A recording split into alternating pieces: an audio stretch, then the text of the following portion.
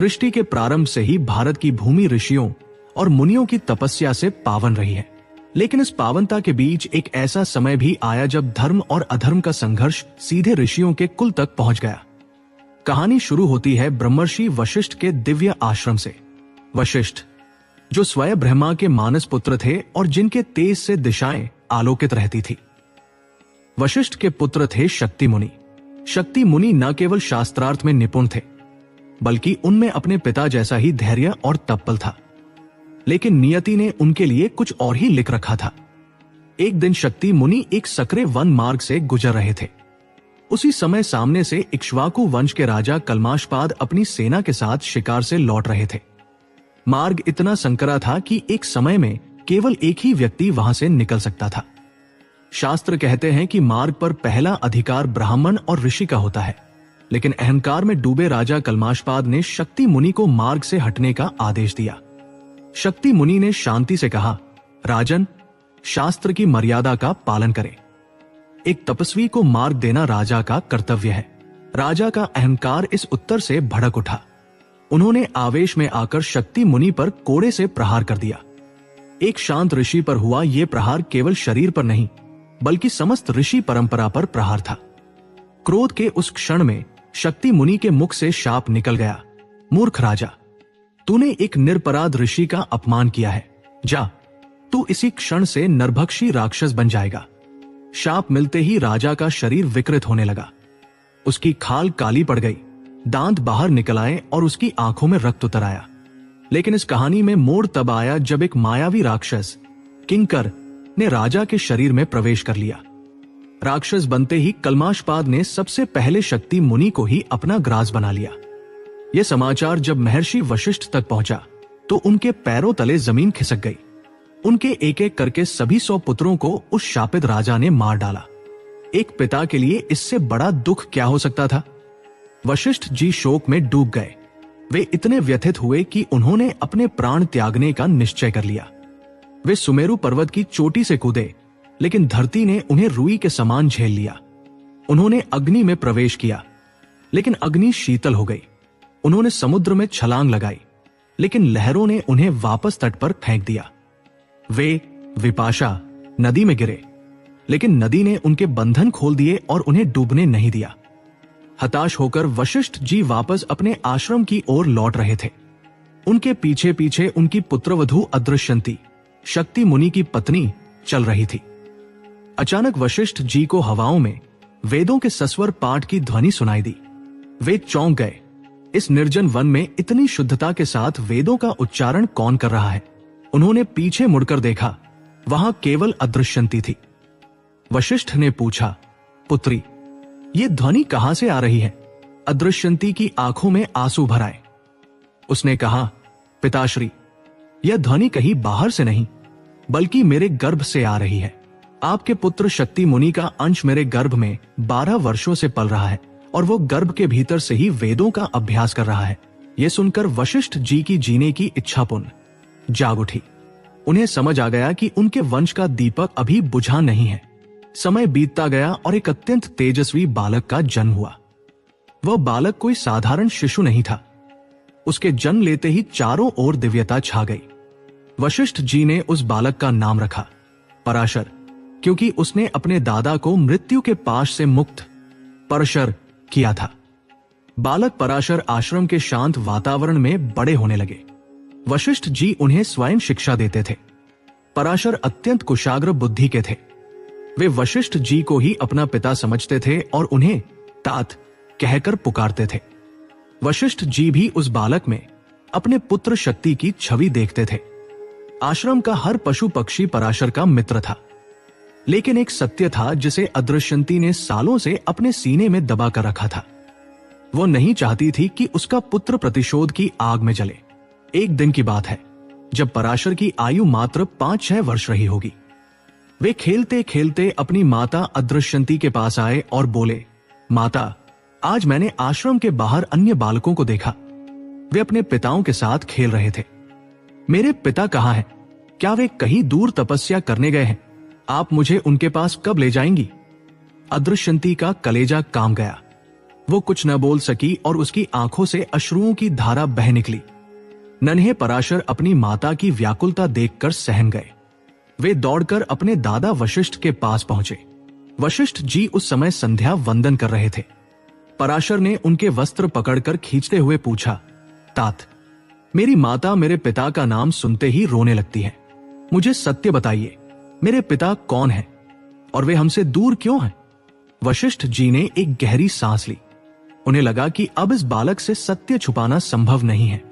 उन्होंने पराशर को अपनी गोद में बिठाया और उनकी आंखों में झांकते हुए कहा, पुत्र, तुम्हारे पिता महर्षि शक्ति थे।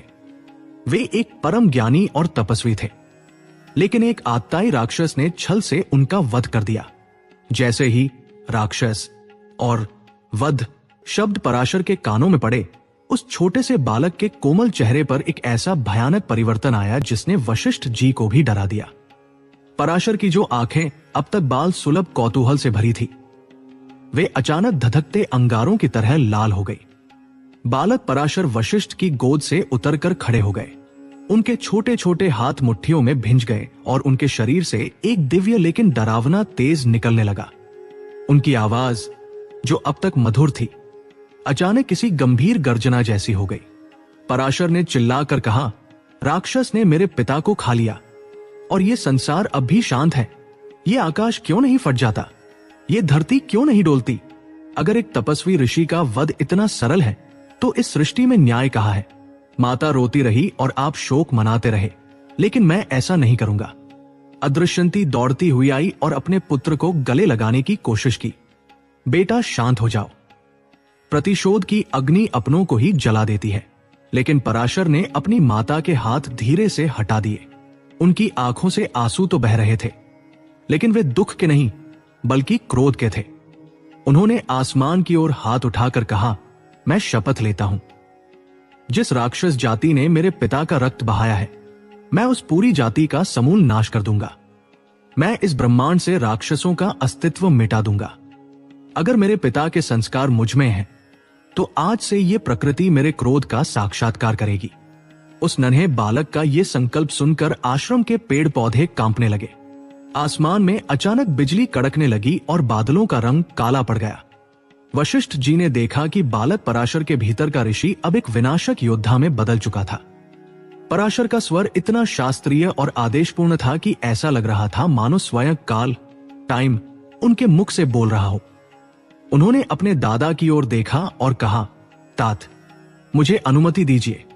मैं ऐसा यज्ञ करूंगा जो इस सृष्टि ने न कभी देखा है और न कभी सुनेगी। मैं राक्षस सत्र प्रारंभ करूंगा। वशिष्ठ जी निरुत्तर थे। वे समझ गए थे कि शक्ति मुनि का पुत्र अब शांत होने वाला नहीं था। पराशर ने तुरंत अपनी योग शक्ति का आह्वान किया। उस छोटे से बालक ने रेत से एक वेदी बनाई और मंत्रों का ऐसा उच्चारण शुरू किया कि उसकी प्रतिध्वनि तीनों लोकों में सुनाई देने लगी। वातावरण में एक अजीब सी गर्माहट फैलने लगी। ये एक ऐसे महाविनाश की शुरुआत थी जिसका अंत किसी ने सोचा भी न था। पराशर के मुख से निकलने वाला हर मंत्र एक अस्त्र की तरह वायुमंडल में गूंज रहा था। उन्होंने लकड़ी के टुकड़ों को अग्नि में डालना शुरू किया और देखते ही देखते वह साधारण सी अग्नि एक विशाल ज्वालापुंज में बदल गई। इस अग्नि की तपिश इतनी अधिक थी कि योजन दूर बैठे राक्षस भी घबराहट में अपने स्थानों से खड़े हो गए। उन्हें आभास होने लगा था कि उनकी मृत्यु का समय अब निकट आ चुका है। पराशर की आंखों में अब न तो ममता थी और न ही बचपन। वहां केवल एक ध्येय था, प्रतिशोध। उन्होंने अपने हाथों में जल लेकर संकल्प किया और जैसे ही वह जल भूमि पर गिरा, एक भीषण गर्जना हुई। दूर वन के अंधकार में छिपे राक्षसों को अपनी ओर खींचने वाली एक अदृश्य शक्ति सक्रिय हो गई। वे राक्षस जिन्होंने कभी ऋषियों को डराया था, अब स्वयं चीखते हुए उस अग्नि की ओर खींचे चले आ रहे थे। अदृश्यंती भयभीत होकर यह दृश्य देख रही थी। उसे लग रहा था कि उसका पुत्र कहीं इस क्रोध में स्वयं को ही न खो दे। लेकिन पराशर के होंठ केवल मंत्रों का जाप कर रहे थे। उनकी निष्ठा और उनकी एकाग्रता इतनी प्रबल थी कि स्वयं देवता भी स्वर्ग से नीचे झांकने लगे। क्या एक 5 वर्ष का बालक वास्तव में पूरी राक्षस जाति को समाप्त कर देगा? क्या ये यज्ञ सफल होगा या इससे सृष्टि का संतुलन बिगड़ जाएगा? वशिष्ठ जी मौन थे, लेकिन उनकी आंखों में एक गहरी चिंता थी। उन्हें पता था कि प्रतिशोध जब सीमाएं लांघता है तो वो केवल शत्रु को नहीं बल्कि कर्ता को भी नष्ट कर देता है। क्या पराशर इस यज्ञ की पूर्णाहुति दे पाएंगे? क्या एक छोटा सा बालक समस्त राक्षस जाति का अंत कर पाएगा? क्या वशिष्ठ अपने पौत्र को इस महाविनाश से रोकेंगे? और अगर राक्षस मर गए तो क्या संसार का संतुलन बना रहेगा? ये जानने के लिए वीडियो में बने रहे। यज्ञ की वेदी से उठती हुई लपटें अब सामान्य नहीं रही थी। वे आकाश को छूने लगी थी और उनका रंग गहरा रक्त वर्ण हो चुका था। बालक पराशर के मुख से निकलने वाले मंत्रों की तीव्रता इतनी अधिक थी कि आश्रम की शांति पूरी तरह भंग हो चुकी थी। वायु में एक तीखी गंध फैल गई थी। ये गंध उन राक्षसों के भस्म होने की थी जो अदृश्य पाशों में बंधे हुए मीलों दूर से खिंचे चले आ रहे थे। आकाश में काले बादलों का डेरा था, लेकिन वे बादल वर्षा के नहीं बल्कि उस यज्ञ के धुएं के थे जिसने सूर्य के प्रकाश को भी धुंधला कर दिया था। हर आहुति के साथ एक भयानक चीख सुनाई देती थी। कभी कोई राक्षस हवा में उड़ता हुआ सीधा धधकती अग्नि में आग गिरता, तो कभी कोई अपनी जान बचाने के लिए पेड़ों को पकड़ता। लेकिन पराशर के मंत्रों का आकर्षण इतना प्रबल था कि बड़े बड़े वृक्ष जड़ से उखड़ जाते और राक्षस उन वृक्षों समेत अग्नि कुंड में समा जाते। ये कोई साधारण प्रतिशोध नहीं था। ये एक छोटे से बालक द्वारा ब्रह्मांडीय न्याय को अपने हाथ में लेने की चेष्टा थी। देवलोक में इंद्र और अन्य देवता कांपने लगे थे। उन्हें डर था कि यदि इसी तरह राक्षसों का समूल नाश हो गया तो सृष्टि का संतुलन बिगड़ जाएगा, क्योंकि अंधकार के बिना प्रकाश का कोई अस्तित्व नहीं रह जाता। पराशर की एकाग्रता अटूट थी। उनके नन्हे हाथों में पकड़ी हुई स्रुवा, यज्ञ का पात्र, से जब घी की धारा अग्नि में गिरती तो ऐसा लगता मानो साक्षात महाकाल तांडव कर रहे हों। अदृश्यंती दूर खड़ी कांप रही थी। उसने कभी नहीं सोचा था कि उसका कोमल बालक इतना कठोर हो सकता है। राक्षसों की टोलियां जो कभी वनों में ऋषियों को डराती थी, आज वे चींटियों की तरह विवश होकर मृत्यु के मुख में जा रही थी। पराशर का चेहरा पसीने से तरबतर था, लेकिन उनकी आंखों की ज्वाला कम नहीं हो रही थी। तभी वहां की हवा अचानक ठंडी होने लगी। धुएं का काला गुबार छंटने लगा और एक अलौकिक श्वेत प्रकाश चारों ओर फैल गया। महर्षि वशिष्ठ, जो अब तक मौन रहकर ये सब देख रहे थे, धीरे से आगे बढ़े। उनके साथ दो और दिव्य विभूतियां थी, महर्षि पुलस्त्य और महर्षि क्रतु। पुलस्त्य जी, जो स्वयं राक्षसों के पितामह माने जाते हैं, उनकी आंखों में करुणा थी, क्रोध नहीं। वे जानते थे कि पराशर जो कर रहे हैं वो पुत्र धर्म के नाते अनुचित नहीं है, लेकिन एक ऋषि के नाते ये उनके पतन का कारण बन सकता था। वशिष्ठ जी ने पराशर के कंधे पर अपना हाथ रखा। उस स्पर्श में इतनी शांति थी कि पराशर के मंत्रों की गति थोड़ी धीमी पड़ गई। वशिष्ठ जी ने अत्यंत गंभीर स्वर में कहा, पुत्र पराशर, रुक जाओ। ये विनाश अब रुकना चाहिए। तुमने अपने पिता के प्रति जो श्रद्धा और क्रोध दिखाया है वो सिद्ध करता है कि तुम एक महान पुत्र हो। लेकिन क्या तुम जानते हो कि तुम किसे दंड दे रहे हो? ये राक्षस केवल निमित्त है। तुम्हारे पिता शक्ति मुनि की मृत्यु केवल एक संयोग नहीं थी, वो नियति का एक हिस्सा थी। पराशर ने अपनी लाल आंखों से दादा की ओर देखा और बोले, तात, क्या न्याय मांगना अपराध है?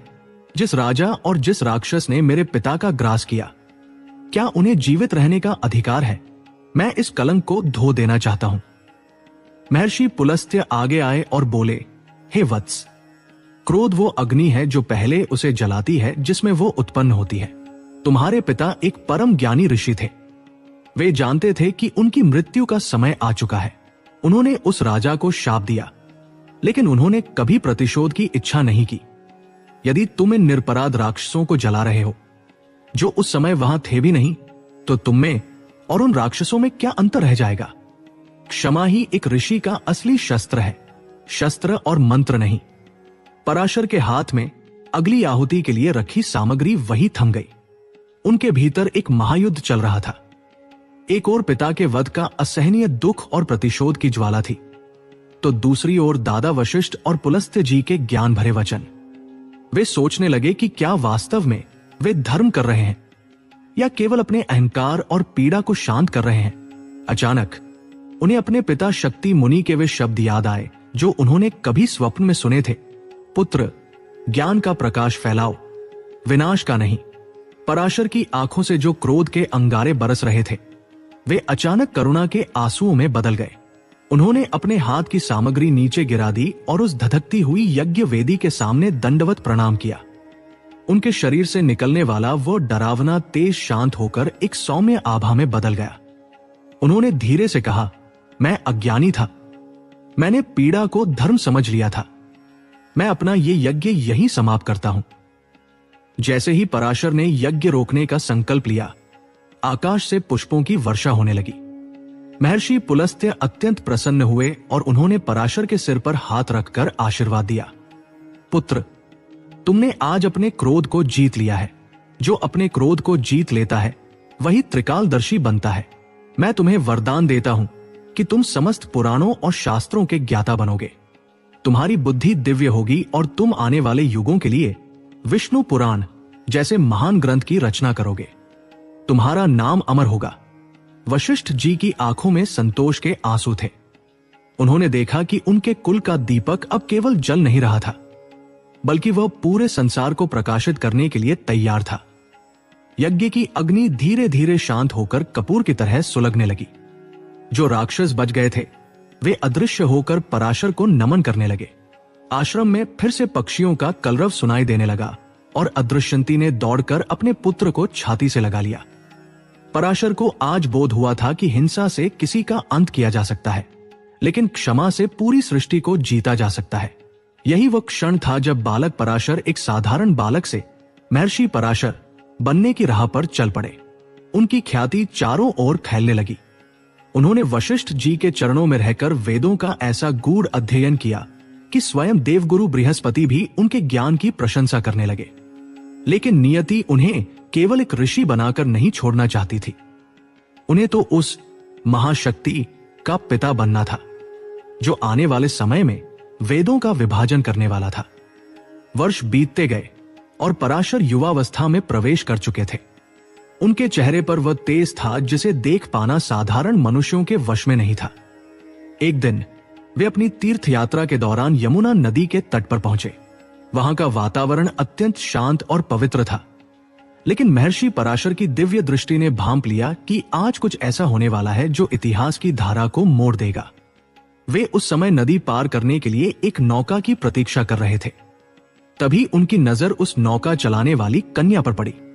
वह कन्या कोई साधारण मल्लाहन नहीं लग रही थी।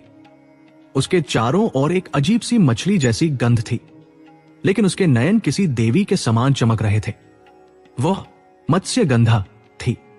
पराशर ने जैसे ही उसकी आंखों में देखा, उन्हें आने वाले हजारों वर्षों का भविष्य एक क्षण में दिखाई दे गया। उन्हें समझ आ गया कि यह मिलन कोई संयोग नहीं है, बल्कि ये तो उस परम पुरुष के अवतरण की भूमिका है जिसे संसार वेद व्यास के नाम से जानेगा। पराशर ने नौका की ओर कदम बढ़ाए। मत्स्यगंधा उन्हें देखकर संकुचित हो गई, लेकिन ऋषि के चेहरे की दिव्यता ने उसे एक सुरक्षा का एहसास कराया। नदी के बीचों बीच पहुंचते ही पराशर ने अपनी योग शक्ति का आह्वान किया। यमुना के शांत जल के ऊपर अचानक एक रहस्यमय धुंध छाने लगी। यह धुंध इतनी घनी थी कि संसार की कोई भी आंख उस नौका के भीतर क्या हो रहा है यह नहीं देख सकती थी। यज्ञ तो रुक गया, लेकिन नियति ने पराशर के लिए एक ऐसी भेंट रखी थी जिससे संसार को उसके सबसे महान लेखक मिलने वाले थे। कौन थी वो मत्स्यगंधा? नदी के उस घने कोहरे के बीच ऐसा क्या हुआ जिसने इतिहास बदल दिया? और कैसे एक मछली की गंध वाली कन्या योजन गंधा बन गई? इन रहस्यों से पर्दा उठेगा इस गाथा के अगले भाग में। यमुना के तट पर बहती शीतल वायु में उस दिन एक अजीब सी हलचल थी। लहरें जैसे किसी महान घटना की प्रतीक्षा में व्याकुल होकर किनारे से टकरा रही थी। महर्षि पराशर, जो अब ज्ञान और तपस्या की प्रतिमूर्ति बन चुके थे, अपनी लंबी तीर्थ यात्रा के एक ऐसे पड़ाव पर खड़े थे जहां नियति स्वयं उनसे मिलने आने वाली थी। उनके चेहरे पर वह चिरस्थायी शांति थी जो केवल उन ऋषियों के पास होती है जिन्होंने काल की गति को समझ लिया हो। सूर्य ढलने की ओर था और नदी के उस पार जाने के लिए घाट पर केवल एक ही नौका बची थी। उस नौका को चलाने वाली कोई साधारण मल्लाह नहीं, बल्कि निषादराज की दत्तक पुत्री मत्स्यगंधा थी। उसका नाम मत्स्यगंधा इसलिए था क्योंकि उसके शरीर से मछली की तीव्र गंध आती थी। जो उसे एक श्राप के कारण मिली थी। जैसे ही पराशर मुनि ने नौका के निकट कदम बढ़ाए, वो तीव्र गंध उनके नथुनों से टकराई। कोई भी सामान्य मनुष्य उस गंध से विचलित हो जाता, लेकिन पराशर की दृष्टि शरीर के पार देख रही थी। उन्होंने देखा कि इस साधारण सी दिखने वाली कन्या के भीतर एक अलौकिक तेज छिपा है। उनकी दिव्य दृष्टि ने तुरंत गणना की कि वर्तमान में जो ग्रहों और नक्षत्रों का योग बन रहा है, वो हजारों वर्षों में एक बार आता है। ये अमृत योग था। पराशर ने जान लिया कि यदि इस क्षण में किसी तेजस्वी आत्मा का आह्वान किया जाए तो वह संसार के समस्त अज्ञान को मिटाने वाला महापुरुष बनेगा। उन्होंने नौका में प्रवेश किया और शांत स्वर में कहा, पुत्री, मुझे उस पार जाना है, क्या तुम मुझे ले चलोगी? मत्स्यगंधा ने ऋषि के चरणों में प्रणाम किया और चप्पू हाथ में ले लिया। नौका धीरे धीरे गहरे जल की ओर बढ़ने लगी। यमुना के बीचों बीच पहुंचकर पराशर मुनि ने मत्स्यगंधा की ओर देखा। उनके स्वर में एक दिव्य अधिकार था। उन्होंने कहा, हे कल्याणी, नक्षत्रों का यह दुर्लभ योग पुकार रहा है कि आज तुम्हारे गर्भ से एक ऐसी संतान का जन्म होना चाहिए जो वेदों का उद्धार करे और धर्म की रक्षा करे। यह नियति का विधान है। मत्स्यगंधा ये सुनकर स्तब्ध रह गई। उसके हाथों से चप्पू छूटते छूटते बचा। उसने अत्यंत संकोच और भय से कहा, हे ऋषिवर, आप एक महान तपस्वी हैं और मैं एक साधारण निषाद कन्या। मेरे शरीर से आने वाली ये दुर्गंध और मेरा ये कुल, ये कैसे संभव है? और फिर अभी तो दिन का उजाला है। तट पर खड़े लोग और आकाश से देखते ऋषि मुनि हमें देखेंगे। मेरा कौमार्य और मेरे पिता की प्रतिष्ठा का क्या होगा? महर्षि पराशर मुस्कुराए। उनकी मुस्कान में ब्रह्मांड को बदलने की शक्ति थी। उन्होंने कहा, पुत्री, तुम इसकी चिंता मत करो। जिस तेज की मैं बात कर रहा हूं वो लोकलाज और शारीरिक गंध से ऊपर है।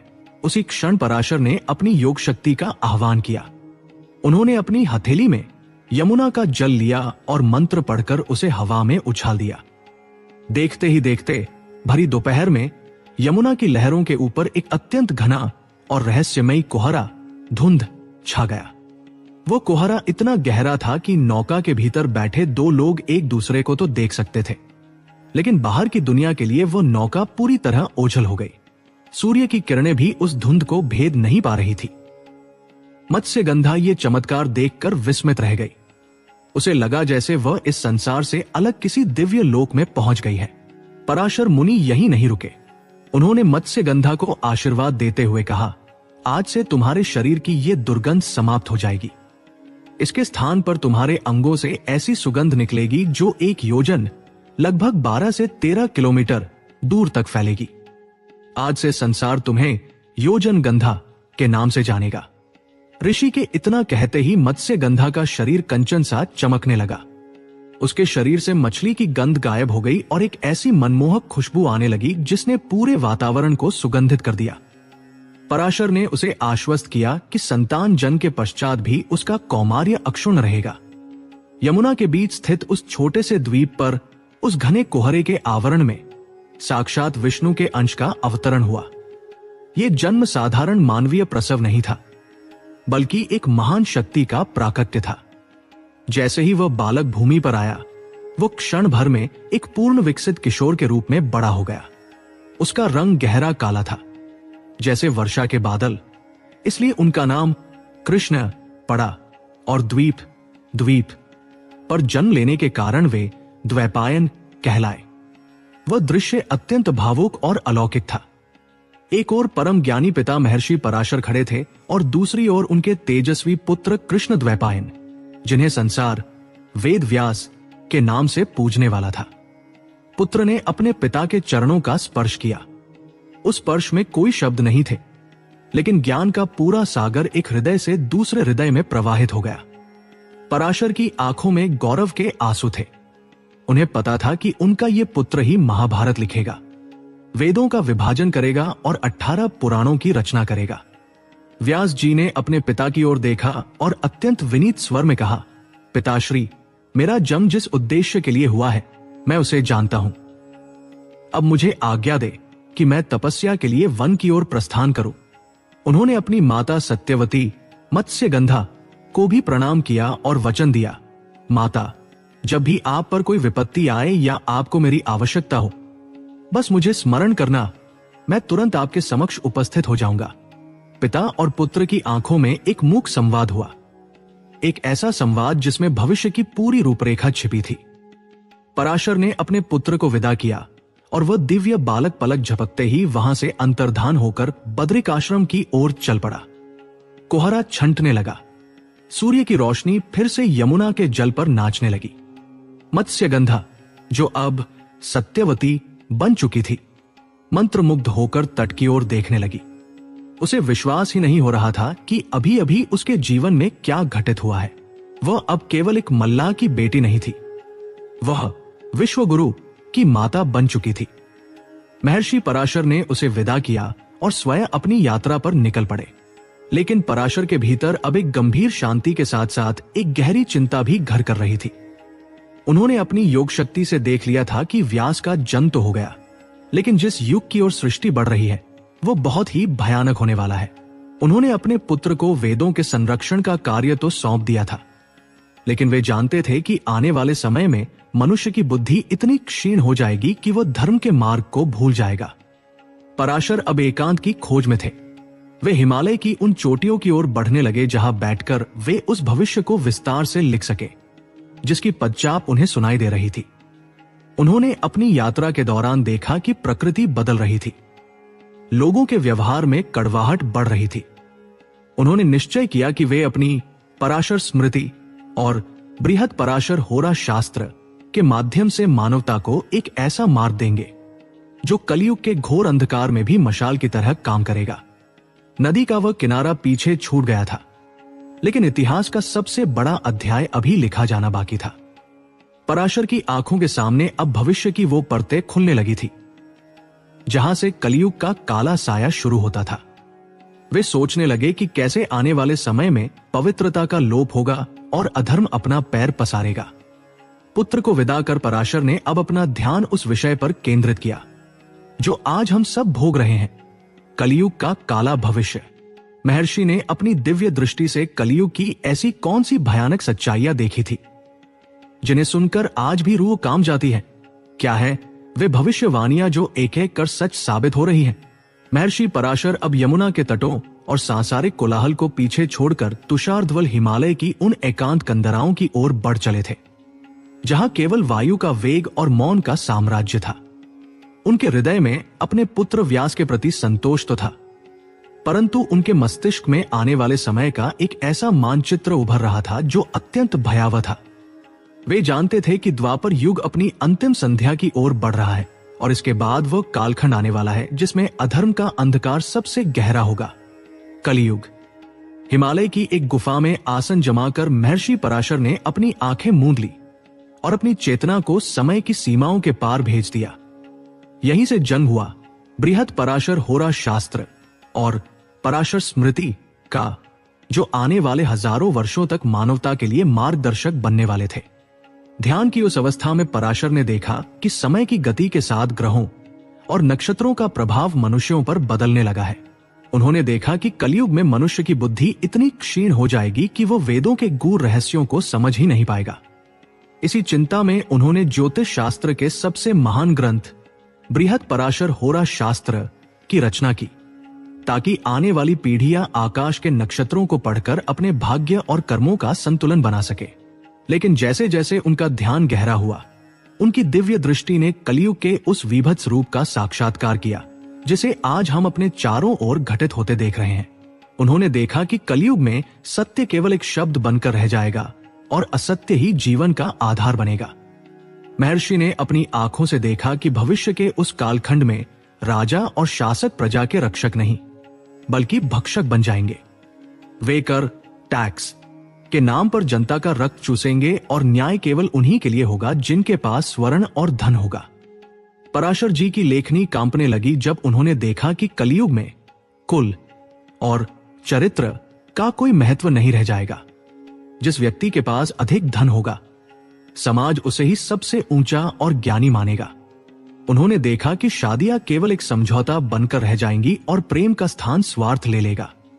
मनुष्य की आयु जो कभी सैकड़ों वर्षों की होती थी, वह सिमट कर बहुत छोटी हो जाएगी। पराशर ने स्पष्ट देखा कि कलयुग का अंत आते आते मनुष्य केवल 20 या 30 वर्षों की आयु में ही वृद्ध होकर मृत्यु को प्राप्त होने लगेगा। उनकी भविष्यवाणियां यही नहीं रुकी। उन्होंने विष्णु पुराण के माध्यम से बताया कि कलयुग में अन्न अपनी पौष्टिकता खो देगा, धरती बंजर होने लगेगी और गाय दूध देना कम कर देंगी। मनुष्य छोटी छोटी बातों पर अपनों का रक्त बहाने लगेगा। उन्होंने देखा कि पुत्र अपने पिता का सम्मान करना छोड़ देगा और शिष्य अपने गुरु की अवहेलना करेगा। धर्म के नाम पर पाखंड का बोलबाला होगा और लोग भगवा वस्त्र केवल पेट पालने के लिए पहनेंगे। उनके हृदय में ईश्वर के प्रति कोई अनुराग नहीं होगा। स्त्रियां असुरक्षित होंगी और परिवारों में कलह का वास होगा। महर्षि पराशर ने देखा कि प्रकृति भी मनुष्य के विरुद्ध खड़ी हो जाएगी। कहीं अकाल होगा तो कहीं प्रलयनकारी वर्षा। जैसे जैसे पराशर मुनि भविष्य की इन परतों को उघाड़ रहे थे, उनका हृदय विदीर्ण होने लगा। वे केवल एक दृष्टा नहीं थे, वे समस्त मानवता के पितामह थे। उन्होंने देखा कि मनुष्य अपनी वासनाओं का गुलाम बन चुका है। लोग सुंदर दिखने के लिए कृत्रिम साधनों का प्रयोग करेंगे, लेकिन उनके भीतर के विचार अत्यंत मलिन होंगे। पवित्र नदियां प्रदूषित हो जाएंगी और तीर्थ स्थलों पर केवल व्यापार होगा। पराशर ने देखा कि कलयुग में मनुष्य वेदों को भूलकर कुतर्कों में लीन रहेगा और जो वास्तव में ज्ञानी होंगे, समाज उनका उपहास उड़ाएगा। भविष्य के इन काले दृश्यों को देखते देखते अचानक महर्षि पराशर का ध्यान भंग हो गया। उनका पूरा शरीर पसीने से भीग चुका था और उनकी लंबी दाढ़ी पर आंसुओं की बूंदें चमक रही थी। उन्होंने अपनी गुफा से बाहर निकलकर आकाश की ओर देखा। उनकी आवाज में एक ऐसी तड़प थी जो पहाड़ों से टकराकर गूंज उठी। उन्होंने करुण स्वर में पुकारा, हे नारायण, क्या यही नियति है? क्या आपका सर्वश्रेष्ठ प्राणी, ये मनुष्य, इतना गिर जाएगा कि वह अपने भीतर के दैवीय प्रकाश को पूरी तरह विस्मृत कर देगा? कैसे सहन करेंगे ये जीव इतना कष्ट? कैसे पार पाएंगे इस घोर कलयुगी अंधकार से? महर्षि पराशर उस क्षण एक कठोर ऋषि नहीं, बल्कि एक व्याकुल पिता की भांति लग रहे थे, जो अपने बच्चों को गर्त में गिरते देख रहा हो। उनका स्वर भारी और शास्त्रीय था, जिसमें भविष्य की चेतावनी और वर्तमान की पीड़ा दोनों समाहित थी। उन्होंने कांपते हुए हाथों से अपनी भोजपत्र की पोथी उठाई और उस पर मानवता के बचाव का अंतिम सूत्र लिखा। उन्होंने लिखा, कलेह दोषनिधे राजन अस्ति हेको महान गुणा, कीर्तनादेव कृष्णस्य मुक्त संगे परम व्रजेत। अर्थात, हे मानव, भले ही कलयुग दोषों का सागर है, लेकिन इसमें एक बहुत बड़ा गुण है, जो फल अन्य युगों में कठिन तपस्या, यज्ञ और दान से मिलता था। वो कलयुग में केवल भगवान के नाम का संकीर्तन करने और निस्वार्थ भाव से किए गए दान से ही प्राप्त हो जाएगा। पराशर ने मानवता को यह अंतिम वरदान दिया कि जब संसार में सब कुछ नष्ट हो रहा होगा, तब नाम जप अहीव नाव होगी जो उन्हें इस भवसागर से पार उतारेगी। उनकी व्याकुलता धीरे धीरे एक शांत संकल्प में बदल गई। उन्होंने कलयुग के मनुष्यों के लिए पराशर स्मृति में धर्म के उन नियमों को सरल किया जो अत्यंत कठिन थे, ताकि कम बुद्धि वाला मनुष्य भी सरलता से मोक्ष पा सके। ऋषि पराशर ने अपनी दिव्य दृष्टि से कलयुग के अंत का भी साक्षात्कार किया। उन्होंने देखा कि जब पाप अपनी चरम सीमा पर होगा, तब भगवान विष्णु कल्कि अवतार के रूप में प्रकट होंगे और इस म्लेच्छ जाति का संहार कर पुनः सत्य युग की स्थापना करेंगे। इस दर्शन के बाद उनके मन को कुछ शांति मिली। उन्हें समझ आया कि विनाश भी सृजन का ही एक हिस्सा है। उन्होंने अपनी पोथियां समेटिंग और उस ज्ञान को लिपिबद्ध कर लिया जो आज हजारों साल बाद भी ज्योतिषियों और पंडितों के लिए परम सत्य बना हुआ है। अब महर्षि पराशर का कार्य इस पृथ्वी पर लगभग पूर्ण हो चुका था। उन्होंने ज्ञान का वह बीज बो दिया था जो उनके पुत्र वेदव्यास के हाथों एक विशाल वटवृक्ष बनने वाला था। लेकिन एक ऋषि का अंत कैसा होता है? क्या वे भी सामान्य मनुष्यों की तरह मृत्यु को प्राप्त होते हैं, या उनके जाने का मार्ग भी उनकी भविष्यवाणियों की तरह ही अलौकिक होता है? पराशर ने अपने शिष्यों को बुलाना शुरू किया। हिमालय की उन ऊंचाइयों पर जहां ऑक्सीजन भी कम होने लगती है, महर्षि के मुख पर एक अलौकिक चमक लौट आई थी। उनके शिष्यों ने देखा कि गुरुदेव अब मौन रहने लगे हैं। वे घंटों तक उस शून्य की ओर देखते रहते जहां से उन्हें सृष्टि के रहस्य दिखाई देते थे। उन्होंने अपने जीवन के अंतिम दिनों में कृषि और आयुर्वेद पर भी महान ग्रंथों की रचना की, ताकि मनुष्य का शरीर और समाज दोनों स्वस्थ रह सके। लेकिन अब वो समय आ गया था जब इस महान ज्योति को परम ज्योति में विलीन होना था। उनकी भविष्यवाणियां आज हमारे सामने सच हो रही हैं। अन्न का स्वाद खत्म हो रहा है, रिश्ते टूट रहे हैं और धर्म के नाम पर व्यापार हो रहा है। क्या पराशर की ये भविष्यवाणियां आज 100% सच नहीं हो रही हैं? लेकिन इस महान ऋषि का अंतिम पड़ाव क्या था? कैसे उन्होंने अपनी नश्वर देह का त्याग किया और क्या वे आज भी किसी रूप में हमारे बीच मौजूद हैं? महर्षि पराशर के जीवन का अंतिम और सबसे रहस्यमयी अध्याय और उनकी महान विरासत का उपसंहार जानेंगे हम इस कथा के अंतिम भाग में। हिमालय की उन धवल और अभेद्य चोटियों पर जहां बादलों का कारवा ऋषियों के चरणों में आकर विश्राम करता है, महर्षि पराशर अपनी तपस्या के उस शिखर पर पहुंच चुके थे जहां शब्द मौन हो जाते हैं और केवल सत्य शेष रह जाता है। द्वापर युग का अंत निकट था और महर्षि ने अपनी लेखनी और योग शक्ति के माध्यम से वो सब कुछ संसार को सौंप दिया था जिसकी आवश्यकता आने वाले कलयुग के त्रस्त मनुष्यों को पढ़ने वाली थी।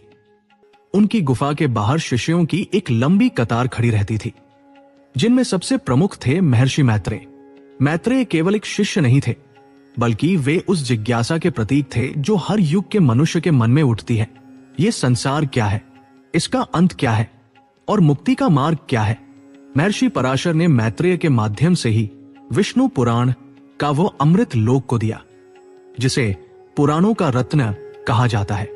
उन्होंने मैत्रेय को बताया कि भगवान विष्णु ही इस सृष्टि के निमित्त और उपादान कारण है।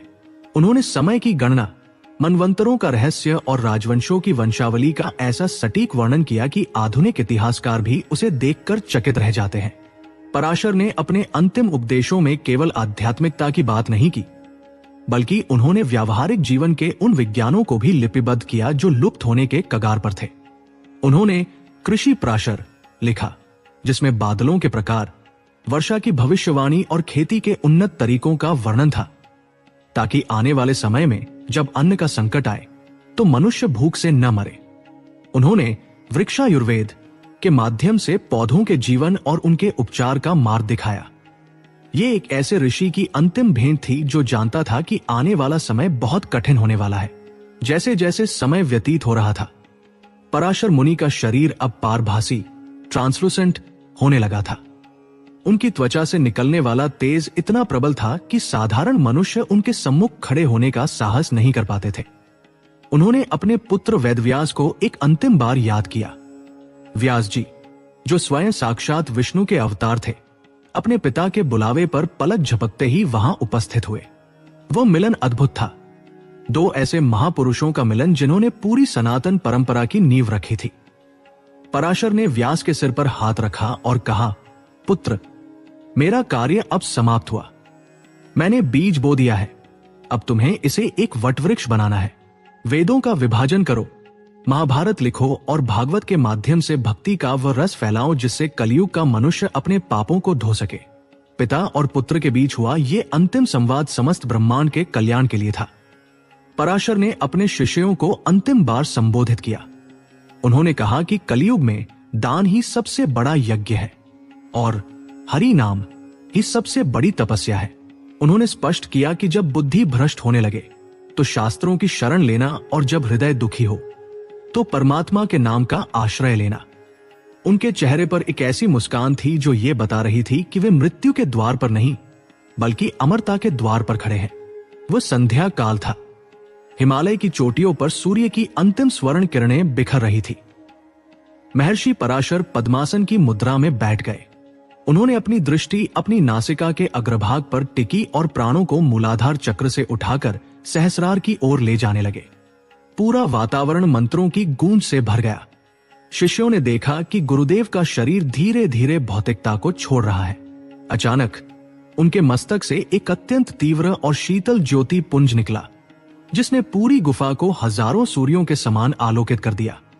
वह ज्योति पुंज धीरे धीरे आकाश की ओर बढ़ा। ऐसा लगा मानो साक्षात सूर्य देवता रात के समय प्रकट हो गए हों। उस दिव्य प्रकाश में किसी को पराशर मुनि की आकृति दिखाई दी, जो मुस्कुराते हुए अनंत शून्य में विलीन हो रहे थे। आकाश से दिव्य दुंदुभिया बजने लगी और गंधर्वों ने पुष्प वर्षा की। महर्षि पराशर ने अपनी देह का त्याग किसी दुख या पीड़ा में नहीं, बल्कि एक परम आनंद के उत्सव में किया। वे उस परम तत्व में विलीन हो गए जहां से वे आए थे। उनके पीछे छूट गई थी उनकी महान विरासत, बृहद पराशर होरा शास्त्र की भविष्यवाणियां, विष्णु पुराण का ज्ञान और पराशर स्मृति का धर्म। आज भी जब कोई ज्योतिषी किसी की कुंडली देखता है तो वह सबसे पहले पराशर मुनि को नमन करता है। आज भी जब कोई भक्त कलयुग की बुराइयों से डरता है तो वह पराशर के बताए नाम जप का सहारा लेता है। महर्षि पराशर मरे नहीं हैं, वे अपने ज्ञान और अपनी भविष्यवाणियों के रूप में आज भी हमारे बीच जीवित है। वे उस अखंड ज्योति के प्रतीक है जो हमें याद दिलाती रहती है कि चाहे अधर्म कितना भी बढ़ जाए, ज्ञान का एक छोटा सा दीपक उसे मिटाने की शक्ति रखता है। महर्षि पराशर की ये महान गाथा हमें सिखाती है कि कैसे एक अबोध बालक अपने क्रोध को तपस्या में बदल सकता है, कैसे एक ऋषि संसार को विज्ञान और धर्म दोनों का उपहार दे सकता है, और कैसे एक पिता अपने पुत्र के रूप में अमर हो सकता है। उनकी भविष्यवाणियां आज हमारे चारों ओर सच हो रही है, जो इस बात का प्रमाण है कि उनकी दृष्टि समय के पार देखने में सक्षम थी।